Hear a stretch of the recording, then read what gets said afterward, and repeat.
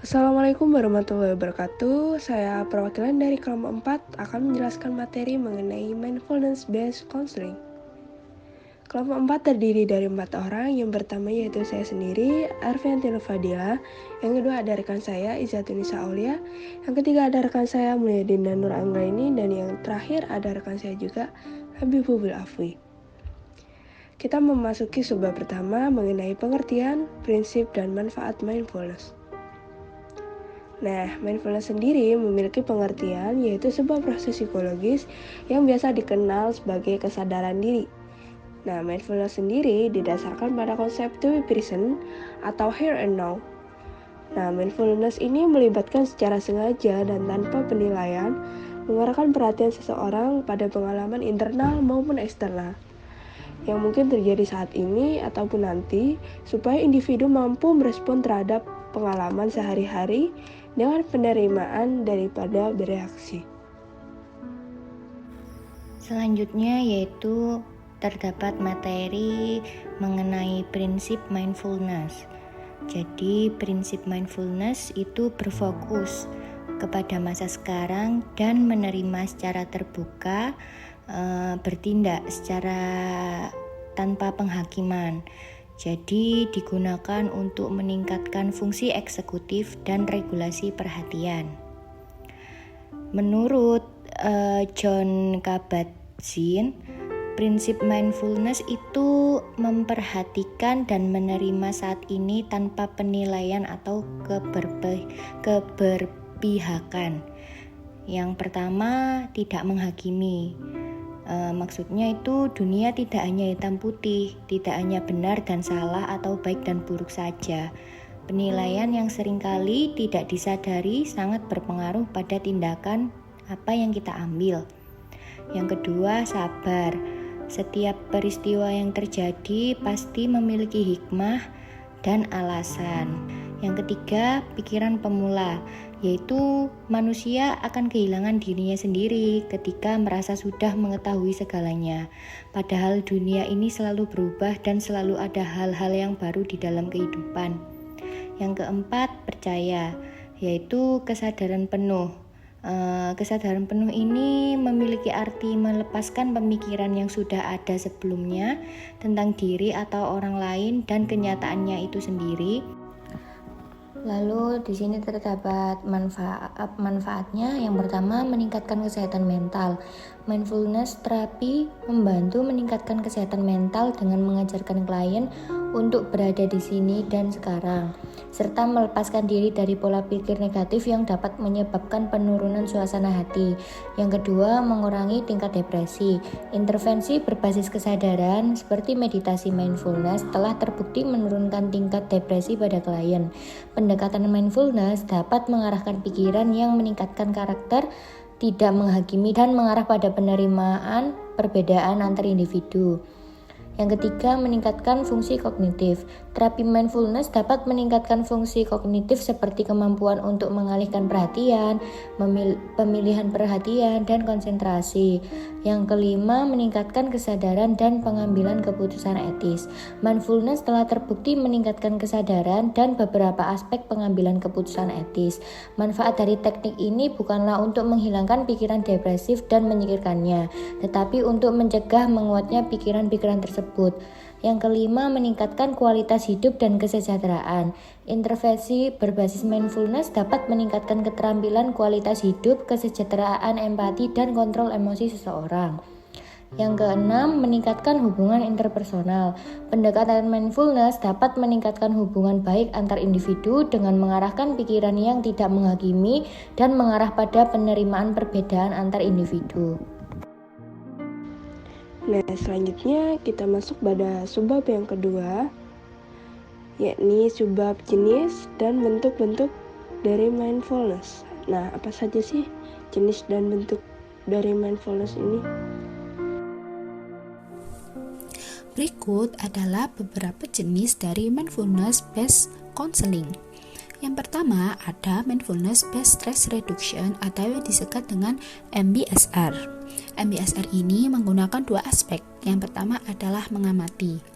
Nah, Bagian ini mengajarkan orang untuk menerima apapun yang mereka pikirkan dan rasakan tanpa menilai atau memikirkan mengapa itu terjadi. Mengamati dapat membantu orang memperkuat potensi mereka sendiri dan mengalihkan perhatian dari kecemasan dan stres. Yang kedua, ada aspek melakukan dengan kesadaran. Aspek ini memerlukan individu untuk tetap fokus dan benar-benar menyadari apa yang sedang terjadi dan apa yang dilakukan saat ini. Hal ini dapat meningkatkan keyakinan diri dan optimisme seseorang dalam menghadapi pengobatan dan masalah kesehatan mereka. Kemudian jenis yang kedua adalah Mindfulness Based Cognitive Therapy atau yang disingkat dengan MBCT. MBCT merupakan komponen dari Mindfulness Based Stress Reduction dan terapi perilaku kognitif. Kedua gabungan ini dirancang untuk mencegah depresi yang berulang. Nah, MBCT merupakan program meditasi yang menggabungkan terapi perilaku kognitif dan terapi pengurangan stres berbasis kesadaran. Terapi MBCT ini menggabungkan terapi kognitif dengan pelatihan meditasi yang ketat, dapat digunakan untuk mengurangi gejala depresi antar episodik dan tingkat kecemasan pada pasien yang mengalami masalah psikologi.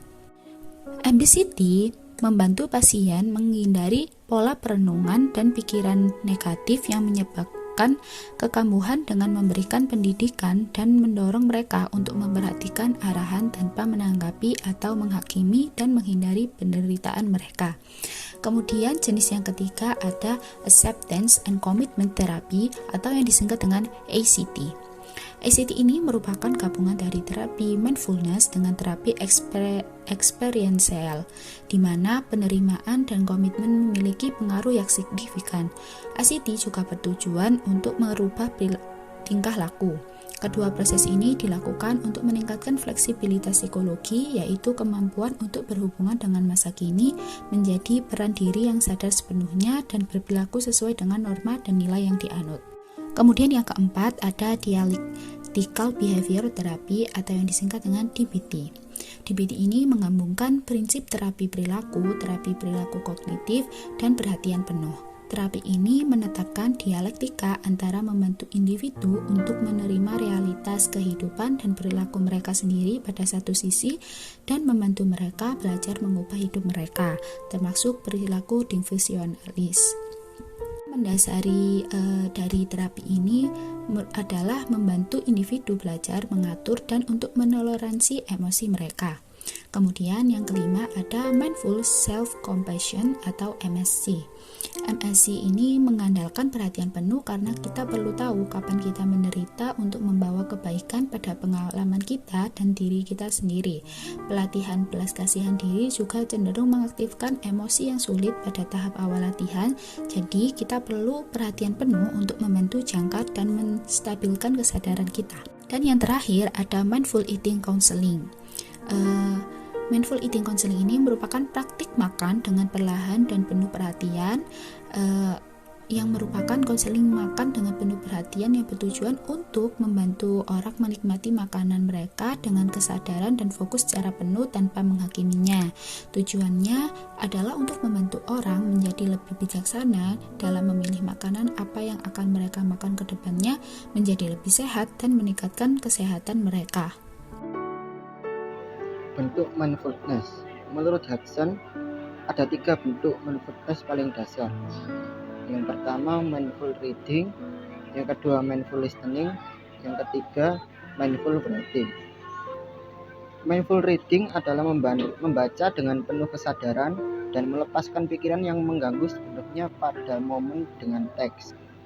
Dengan maksud membaca dalam kesadaran yang tenang dan memungkinkan untuk pengalaman dan pemahaman yang lebih mendalam. Contohnya, yakni membaca Al-Quran beserta artinya. Membaca Al-Quran dengan penghayatan dan ketenangan dapat menghasilkan makna dan berdampak positif bagi kesehatan fisik dan psikis individu. Yang kedua, mindful listening, yakni mendengarkan secara efektif agar kita memahami dan mengingat apa yang didengar. Hal ini perlu membutuhkan batin yang terbuka, penuh perhatian, tenang, dan represif. Hal ini dapat diwujudkan atau dicontohkan dengan mendengarkan murotal, mendengarkan musik yang menenangkan, dan mendengarkan kalimat-kalimat motivasi. Yang terakhir yakni mindful writing, yakni menulis dengan penuh kesadaran. Dengan menulis, individu dapat mencurahkan isi hatinya dan menimbulkan efek lega. Contoh mindful writing yakni menulis buku diary, menulis pesan untuk orang lain.